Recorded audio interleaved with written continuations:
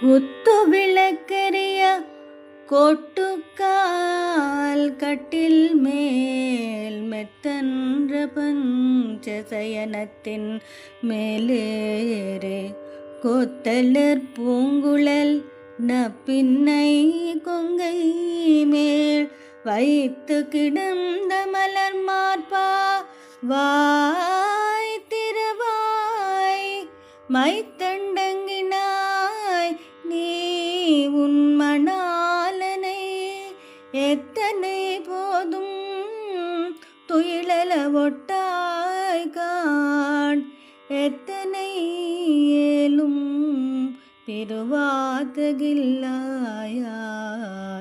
தத்துவம் நன்று తగవేలో రెంబావాయ్.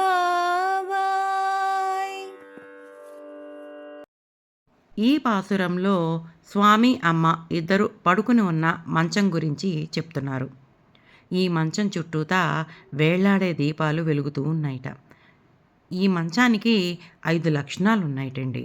చాలా మెత్తగా, మృదువుగా, తెల్లగా, పట్టుకుచ్చులాగా ఉన్నాయట ఆ పరుపులు.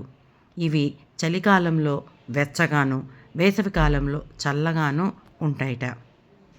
ఈ మంచాన్ని ఏనుగు దంతాలతోటి చేశారటండి.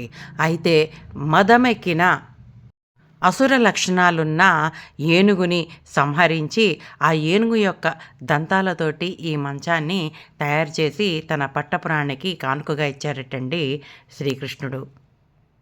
అలాంటి మంచం మీద పడుకున్నటువంటి ఆ నీలాదేవిని ఉద్దేశించి ఆండాళ్ళ తల్లి ఇలా అంటోంది. ఏమ్మా, మా కోసం స్వామిని ఒక నిమిషం కూడా వదిలిపెట్టవా? విశాలమైన నీ నేత్రాలతోటి ఆ స్వామికి సైగ చేసి మా దగ్గరికి రానికుండా చేస్తున్నావా? మేమందరము తెల్లవారుజామునే లేచి స్వామిని దర్శించుకుని స్వామి గురించి కీర్తించి ప్రార్థించి సేవ చేయటానికి వచ్చాము. కొంచెము మా స్వామిని వదులమ్మా అని చెప్పేసి ప్రార్థిస్తోంది. అంతేకాకుండా ఆ స్వామి నీ గురించే పుట్టాడమ్మా అని చెప్పేసి కూడా అంటోంది గోదాదేవి.